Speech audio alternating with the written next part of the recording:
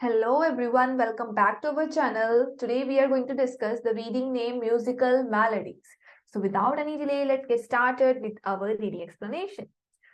So the first question category that we have here is MCQs, and you all know that the best way to solve MCQs is elimination method that I have already discussed in the previous video. If you don't know anything about that, then please go check the other video that I made.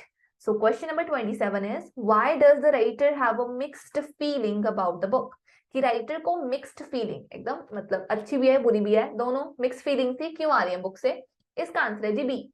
The writer expected it to be better than it was. Writer को लगा था कि थोड़ी सी तो अच्छी होती, लेकिन उसके एक्सपेक्टेशन से बेटर नहीं निकली, उसको बेटर एक्सपेक्ट इसको ज्यादा एक्सपेक्टेशन थी बुक से। सो एवरीवन फर्स्ट पैराग्राफ में मूव कीजिए। लाइन नंबर 2 में लिखा है I, that means writer, I find them especially intriguing. Intriguing का मतलब होता है interesting, कि मुझे ये चीज बहुत इंटरेस्टिंग लगी। So I had high expectations. उसकी expectations बहुत ही ज्यादा थी of Musicophilia. So उसके बुक से बहुत ज्यादा expectations थी। The latest offering from neurologist and prolific author Oliver Sacks. जो न्यूरोलॉजिस्ट है, ब्रेन का सर्जन जो है, ब्रेन का डॉक्टर जो है, और जो बहुत ही अच्छा ऑथर भी है ओलिवर सैक्स, उसको उससे बहुत ज्यादा एक्सपेक्टेशन थी, उसको बहुत ज्यादा उम्मीदें थी। And I confess to feeling a little guilty, लेकिन वो बोल रहा है कि मुझे थोड़ा सा भी बुरा लग रहा है ये बोलते हुए, ये रिपोर्ट करते हुए, that my reaction to the book are mix, कि मेरा रिएक्शन क्या है, मिक्स है। वैसे तो वो बहुत अच्छा ऑथर है, मेरी एक्सपेक्टेशंस भी बहुत हाई थी, लेकिन अभी मैं गिल्टी फील कर रहा हूँ। दैट मींस उसकी एक्सपेक्टेशन के बरकरार नहीं रख पाई ये बुक, सो उसकी एक्सपेक्टेशन ज्यादा थी। The writer expected it to be better than it was. इतनी अच्छी वो बुक है नहीं थी। सो हमारा आंसर आ गया यहाँ से B. Let's move to next question. Question number 28, what is the best part of the book? Book का सबसे अच्छा पार्ट क्या है? इसका आंसर है जी C, the autobiographical description in the book, कि जो राइटर ने, जो उस डॉक्टर ने खुद की बात की है ना, वो सबसे अच्छी मुझे बुक का पार्ट लग रहा है। Everyone let's move to next paragraph. Paragraph number 2 line number 1 से रीड कर लो। सैक्स, अभी जो सैक्स था हमारे पास, उसने ही तो ये बुक लिखी थी। सैक्स हिमसेल्फ, वो बंदा खुद, is the best part of Musicophilia. So जो उस बुक का बेस्ट पार्ट है वो कौन है? वो जो राइटर खुद है, वो अपने आप उसका बेस्ट पार्ट है। कैसे? He richly documents his own life, उसने अपनी लाइफ के बारे में उसके बीच में बताया इन the book, and reveals highly personal experience, और जो उसका एकदम पर्सनल था, उसका जो खुद का एक्सपीरियंस है, जो उसके साथ खुद घटनाएं हुई हैं, उसने उसको वहां पर लिखा है। सो वो चीज उसको सबसे अच्छी लगी। दैट मीन्स कि जो उसकी ऑटोबायोग्राफी है, सैक्स ने अपना एक्सपीरियंस लिखा ना, तो उसकी ऑटोबायोग्राफी होगी। सो जो उसकी ऑटोबायोग्राफी है वो उसको सबसे ज्यादा अच्छी लगी। तो इससे हमारा आंसर आ गया जी सी।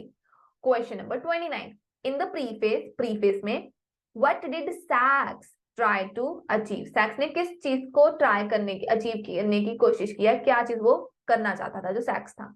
इसका आंसर जी एक, make terms with new technology. वो न्यू टेक्नोलॉजीज को अडेप्ट करना चाहता था, उससे मतलब उसको अचीव करना चाहता था, अडॉप्ट करना चाहता था न्यू टेक्नोलॉजी को। सो प्रीफेस में उसने इसकी बात की हुई है। तो everyone let's move to the next paragraph. उसमें वहां पर प्रीफेस की बात हुई है वहां पर। सो अगर आप रीड करो, हमारे पास जो थर्ड पैराग्राफ फर्स्ट लाइन में, वहां पर प्रीफेस की बात होगी, लेकिन उन्होंने बोला कि प्रीफेस में उसने करने की कोशिश क्या की हुई है। एवरीवन अगर आप रीड करते हैं यहाँ पर, इतना हमें फोकस, हमें कुछ मिलता नहीं, तो आपको लास्ट फोर्थ लाइन से रीड करना पड़ना था। वहां पर लिखा है द रीडर कैन सी, जो रीडर है वो देख सकता है, दैट सैक्स, जो वो बंदा था, who has been practicing neurology for 40 years, जो 40 साल से न्यूरोलॉजिस्ट है, न्यूरोलॉजी को प्रैक्टिस कर रहा है, उसको उसके ऊपर वर्क कर रहा है, उसके ऊपर काम कर रहा है, is torn, tear tore torn, torn का मतलब है टूट जाना, बिखर जाना। सो वो टूट चुका है between the old fashioned path of observation and the new fangled high tech approach. वो अपना पुराना वे भी फॉलो करना चाहता है, और वो न्यू चीज को भी अडॉप्ट करना चाहता है।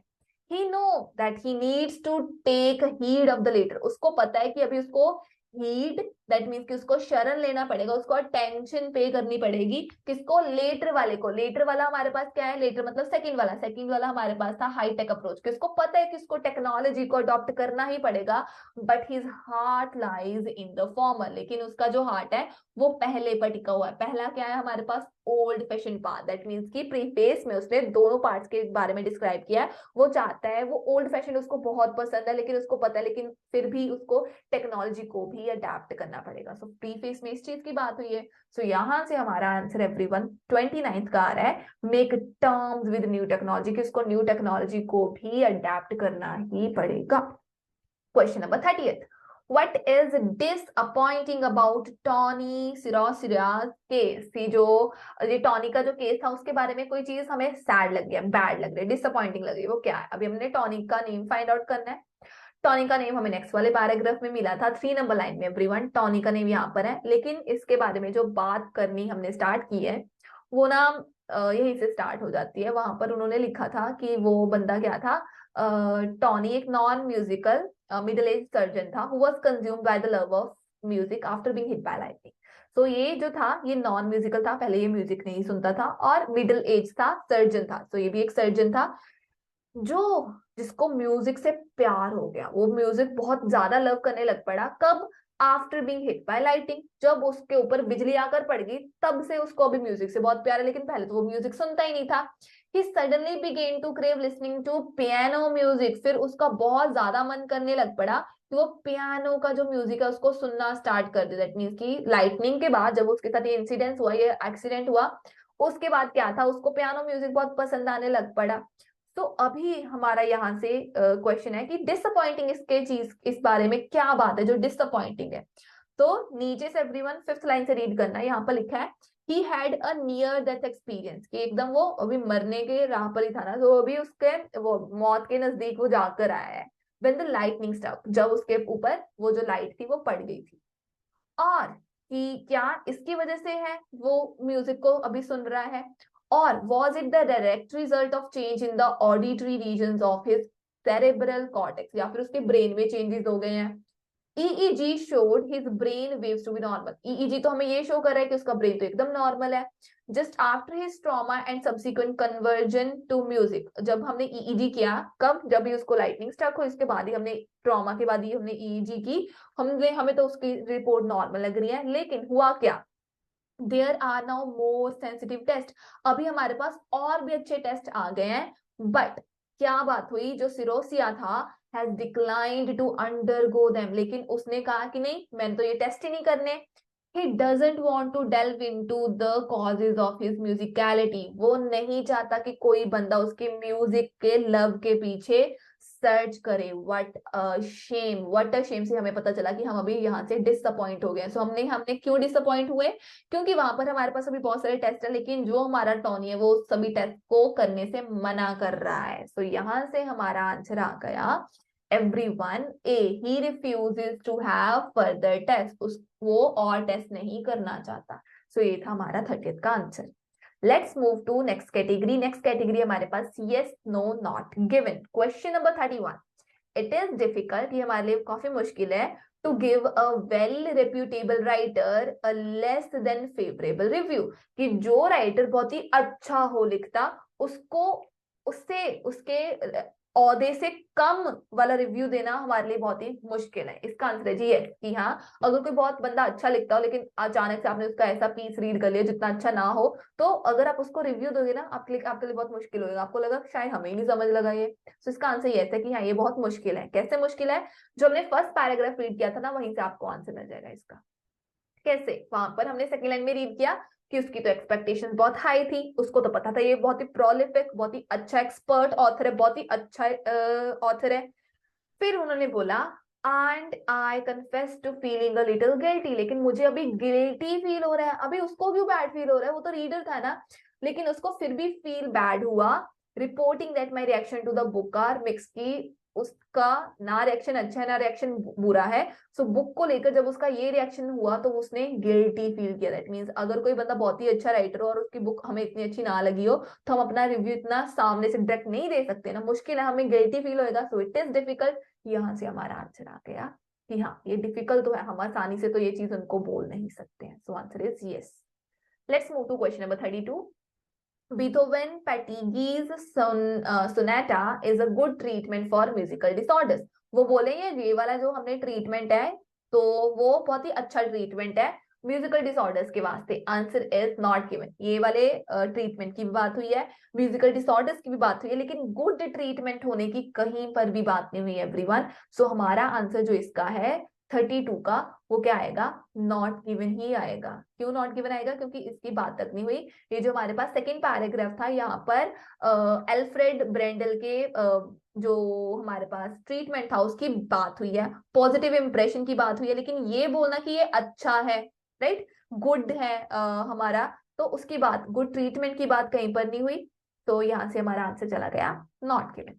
Question number 33। Sachs believe technological method is not important compared with observation when studying his patient। Sachs बोल रहा है कि टेक्नोलॉजी वाले जो मेथड है वो हमें नहीं चाहिए, वो इंपॉर्टेंट ही नहीं है। क्यों? अगर हम ऑब्जर्वेशन के साथ काम कर रहे हैं, जब मैं अपने पेशेंट के साथ डील कर रहा हूं, तो टेक्नोलॉजी उसको चाहिए ही नहीं। Answer is no. वो बोल रहा है कि नहीं, टेक्नोलॉजी भी उतनी ही इंपॉर्टेंट है। एवरीवन, इसकी लोकेशन हमें मिल रही है in the third number paragraph only. Third number paragraph में उन्होंने लास्ट फोर्थ लाइन में लिखा है enter into the experience of his patients and subjects, कि उसने अपने एक्सपीरियंस, अपने पेशेंट का एक्सपीरियंस भी उसमें शेयर किया है। उन्होंने लास्ट लाइन में बोला था ना कि उसने 40 इयर्स न्यूरोलॉजी को दिए हैं, वो अभी भी ओल्ड फैशन वे में जो पाथ है ऑब्जर्वेशन का उसको फॉलो करना चाहता है, लेकिन उसको पता है कि हाई टेक जो अप्रोच है वो भी बहुत इंपॉर्टेंट है। He know he needs to take heed of the latter. उसको पता है कि हाई टेक जो अप्रोच है, जो टेक्नोलॉजी है, उसको, उसका शरण, उसकी तरफ जाना ही पड़ेगा, लेकिन उसका दिल कहाँ पर है? वो अभी भी ऑब्जर्वेशन की तरफ है। दैट मीन्स वो बोल रहा है ऑब्जर्वेशन भी इंपॉर्टेंट है, लेकिन फिर भी टेक्नोलॉजी भी इंपॉर्टेंट है, क्योंकि टेक्नोलॉजी भी उसको लेनी पड़ेगी ना। लेकिन क्वेश्चन बोला कि नहीं, टेक्नोलॉजी इंपॉर्टेंट ही नहीं है, तो वहां से हमें कॉन्ट्रडिक्शन होगी और आंसर चला गया हमारा no. Let's move to question number 34। It is difficult to understand why music therapy is undervalued. वो बोल रहे हैं ये समझना काफी मुश्किल है कि म्यूजिक थेरेपी को अंडर वैल्यू क्यों दिया जाता है। Answer is not given. Music therapy की बात हुई है, लेकिन अंडर वैल्यू या डिफिकल्ट होने की बात कहीं पर भी नहीं की गई। सो इसकी लोकेशन एवरीवन हमें मिल रही है ये वाले फर्स्ट पेज पर, लास्ट सेकंड पैराग्राफ में आपको मिलेगी। यहाँ पर म्यूजिक थेरेपी की बात हुई है फर्स्ट लाइन में, ठीक है। फर्स्ट लाइन में अगर आप रीड कर लो, सैक्स ने क्रेडिट किया पार्ट 3 को म्यूजिक मेमोरी एंड मूवमेंट को, bring us into under appreciated, that means under value, under valued real मतलब फील्ड ऑफ म्यूजिक थेरेपी, की म्यूजिक थेरेपी को क्या किया जाता है? अंडर वैल्यू किया जाता है। हमारा क्वेश्चन बोल रहा था it is difficult to understand, अभी अंडरस्टैंडिंग या डिफिकल्ट टू अंडरस्टैंडिंग की बात ही नहीं हुई ना, तो आंसर चला गया नॉट। सो बाकी सभी चीज की बात हुई है, लेकिन डिफिकल्ट टू अंडरस्टैंड की बात नहीं। Question number 35। Sacks show should have more scepticism. Scepticism का मतलब होता है शक करना, कि सैक्स को तो और शक होना चाहिए किसके ऊपर? About other theories and findings, जो हमारी बाकी थ्योरीज और फाइंडिंग्स है उसके ऊपर तो उसको ज्यादा शक होना चाहिए। आंसर इज यस, इसको ज्यादा शक तो होना चाहिए। और इसकी लोकेशन एवरीवन हमें मिल रही है on the second page. Second page पर जो आपको फर्स्ट पैराग्राफ मिलेगा उसकी फर्स्ट लाइन से, however Sacks could have done more, Sacks को कुछ और काम अच्छा करना चाहिए था, to draw some of the implications, ताकि वो कुछ इम्पैक्ट्स जो थे of careful observation that he and other neurologists have made of the treatment that have been successful, कि जो उसने और बाकी न्यूरोलॉजिस्ट ने, बाकी साइंटिस्ट ने मिलकर जो ट्रीटमेंट किया है और उसका क्या इम्पैक्ट निकल रहा है और वो ट्रीटमेंट कैसे सक्सेसफुल हुआ, उसके ऊपर सैक्स को और काम करना चाहिए था। कुड हैव डन मोर, उसको उसके ऊपर और काम करना चाहिए था। अगर और काम करना चाहिए था दैट मींस उसको उसके ऊपर बहुत ज्यादा शक और थोड़ा सा शो करना चाहिए था ना, कि नहीं अभी ऐसे तो हो नहीं सकता। तो यहाँ से हमें बताया कि म्यूजिक जो ब्रेन की ऑडिटिटीज है वो हमने अभी भी बहुत कम अंडरस्टैंड की है। क्यों कम अंडरस्टैंड किया? क्योंकि सैक्स को और कम करना चाहिए था जो उसने नहीं किया। दैट मीन्स कि सैक्स को थोड़ा स्केप्टिज्म, थोड़ा शक तो और दिखाना चाहिए था, ताकि हम उसके फाइंडिंग्स को और प्रूव कर सकते। तो यहाँ से हमारा आंसर आ गया 35 का yes. Question number 36। Sacks is impatient to use new testing methods, की सैक्स से सबर नहीं हो रहा, वो इम्पेशेंट बन रहा है जो टेस्टिंग मेथड्स है उनको टेस्ट करने के, उसको यूज करने में के मामले में आंसर इज नो। वो इम्पेशेंट तो है ही नहीं सगो, और वो पेशेंट बन रहा है कि नहीं मुझे अभी नहीं करना, मुझे अभी नहीं करना, ऐसा वो कर रहा है। और इसकी लोकेशन एवरीवन हमें मिल रही है लास्ट पैराग्राफ में। लास्ट पैराग्राफ में लाइन नंबर 4 से रीड करना स्टार्ट कर दो आप। लाइन नंबर 4 में इनफैक्ट मिलेगा, although he exhibits the greatest compassion for patient, कि नो डाउट उसको अपने पेशेंट से बहुत प्यार है। he conveys no sense of urgency, लेकिन वो बोल रहा है इतना अर्जेंट नहीं है, इतना जल्दी भी नहीं है। किस चीज में जल्दी भी नहीं है? about the pursuits of no new avenues in the diagnosis and the treatment of music brain disorders, लेकिन वो बोल रहा है कि अभी अर्जेंट नहीं है कि मैं ये जो न्यू टेक्नोलॉजी है, न्यू एवेन्यूज है डायग्नोसिस के, उसको यूज करना स्टार्ट कर दूं। दैट मीन्स कि वो अभी भी क्या करना चाहता है? ऑब्जर्वेशन को यूज करना चाहता है। वो अभी भी टेक्नोलॉजी को लेकर इतनी अर्जेंसी, इतनी हड़बड़ाहट नहीं शो कर रहा। लेकिन क्वेश्चन बोला कि वो इम्पेशेंट है, इम्पेशेंट तो वो था ही नहीं, तो यहाँ से कॉन्ट्राडिक्ट करके आंसर नो गया। Let's move to the last category, question number 37। The dissociation, dissociation मतलब जो लिंक टूट जाता है, the dissociations between harmony and melody. So harmony और मेलोडी में अगर लिंक टूट जाता है, डिसोसिएशंस है, आंसर इसका F. Show that music is not localised in brain, इसका मतलब ये है कि म्यूजिक ब्रेन में होता ही नहीं है, सेंट्रल होता ही नहीं है वो वहां पर। हमने हार्मनी और मेलोडी फाइंड आउट करनी थी कि वहां उसकी बात कहां पर हुई है, वो हुई है सेकंड पेज पर, जो फर्स्ट पैराग्राफ है वहां पर। तो वहां पर अगर आप रीड करना स्टार्ट करो नीचे से थर्ड लाइन में, वहां पर आपको मिलेगा such as loss of ability, हमारे पास एबिलिटी नहीं है टू परसीव, समझना, हार्मनी बट नॉट मेलोडी, कि हम हार्मनी को समझ सकते हैं लेकिन मेलोडी को नहीं समझ सकते, या मेलोडी को समझ सकते लेकिन हार्मनी को नहीं समझ सकते। इंडिकेट, इससे हमें ये शो हो रहा है that there is no music centre in brain, कि ब्रेन में म्यूजिक सेंटर है ही नहीं, ब्रेन में म्यूजिक जो है वो सेंट्रलाइज नहीं है, लोकलाइज्ड नहीं है। हार्मनी और मेलोडी की बात होगी, म्यूजिक सेंटर की बात होगी। यहां पर हमारा आंसर आ गया 37 का F. Let's move to question number 38। The study of treating medical disorders, जब हम मेडिकल डिसऑर्डर्स को ट्रीट करते हैं, जो उसकी स्टडी है, answer is B. Indicate that medication can have varied results, की जो मेडिकेशन है, जो दवाइयां हैं, उसके अलग अलग रिजल्ट्स निकल सकते हैं। Let's move everyone to the location. 37 हमने वहां पर फाइंड आउट कर लिया। उससे नेक्स्ट वाले पैराग्राफ में, लास्ट सेकंड पैराग्राफ में 9 लाइन नंबर 2 देखो। अ ड्रग, ड्रग क्या होते हैं हमारे पास? Medicine. A drug can alleviate a symptom in one patient and aggravate it in another, कि एक जो दवाई है वो कुछ सिम्टम्स को, जो सिम्टम जैसे आपका सर दर्द हो रहा है, सो वो क्या है? सिम्टम है। जैसे आपको बुखार चढ़ रहा हो तो आपका टेम्परेचर हाई हो रहा है, वो क्या है? सिम्टम है। सो कुछ जो सिम्टम्स है, ड्रग उसको कम कर देती है कहीं एक पेशेंट में, और वही दूसरे पेशेंट में वो क्या कर देती हैं? उसको ज्यादा कर देती हैं। सो किसी में ज्यादा, किसी में कम, जो सेम ड्रग अलग अलग उसने पेशेंट के ऊपर अलग अलग वे में परफॉर्म किया, and can have both positive and negative effects on the same patient, और सेम ही पेशेंट पर दोनों नेगेटिव और पॉजिटिव दोनों ही जो उसका इफेक्ट है वो पड़ सकता है। किसका? ड्रग का। ड्रग मतलब मेडिसिन, मेडिसिन मतलब मेडिकेशन, मेडिकेशन के दोनों पॉजिटिव और नेगेटिव दो में रिजल्ट्स निकल रहे हैं। सो यहाँ से हमारा आंसर आ गया वेरिड रिजल्ट। वेरिड का मतलब होता है वेराइटी ऑफ रिजल्ट्स, अलग अलग results. Let's move to question number 39। The EEG scan of Sacks patient, जो सैक्स के पेशेंट की ईईजी स्कैन हुई थी, उसने क्या शो किया? Answer is A. Show no music brain disorders, कि उसको म्यूजिक ब्रेन डिसऑर्डर है ही नहीं। Let's move to EEG scans everyone. Last paragraph में अगर आप मूव करो, आपको फर्स्ट लाइन से ही मिल जाएगा। In many of the cases described here, the patient, so उसके पेशेंट की बात होगी, with music brain symptom, जिसको म्यूजिक ब्रेन के सिम्टम्स थे, is reported to have normal EEG results, उसकी EEG रिजल्ट तो नॉर्मल निकली। दैट मींस EEG रिजल्ट ने दिखाया कि उसको म्यूजिक ब्रेन डिसऑर्डर है ही नहीं, वो तो नॉर्मल है। तो यहाँ से हमारा आंसर आ गया जी A. Let's move to the last question. The last question we have is Sacks believe testing based on new technology, कि अगर हम न्यू टेक्नोलॉजी के ऊपर टेस्टिंग को बेस करें तो क्या होएगा? Answer is D. Should not be used in isolation, हमें ये टेक्नोलॉजी को अकेले में नहीं यूज करना चाहिए, आइसोलेशन में नहीं यूज करना चाहिए। सिर्फ इसको नहीं, इसके साथ साथ किसी और चीज को भी यूज कर सकते हैं। एवरीवन, लास्ट पैराग्राफ की लास्ट सेकेंड लाइन से रीड कर लो, वहां पर न्यू टेक्नोलॉजी आपको वर्ड मिल जाएगा। He does call for both approaches, वो ये बोल रहा है कि हमें दोनों की दोनों अप्रोचेस को यूज करना चाहिए। दो चाहे we can only hope that the neurological community will respond, वो बोल रहे हैं कि हमें पता है कि न्यूरोलॉजिकल कम्युनिटी हमें आंसर देगी देगी, लेकिन हमें दोनों अप्रोचेस ही यूज करनी चाहिए। दैट मीन्स कि ये नहीं है कि आप सिर्फ न्यू टेक्नोलॉजी को यूज कर लो, ऑब्जर्वेशन को ही ना यूज करो या सिर्फ ऑब्जर्वेशन को यूज कर लो, नहीं, आपको दोनों अप्रोच यूज करनी पड़ेगी। दैट मीन्स कि दोनों अप्रोच साथ साथ में यूज करनी पड़ेगी। दैट मीन्स कोई भी अप्रोच हम अकेले नहीं यूज कर सकते, आइसोलेशन में यूज नहीं कर सकते। सो यहाँ से हमारा आंसर एवरीवन आ रहा है जी, डी।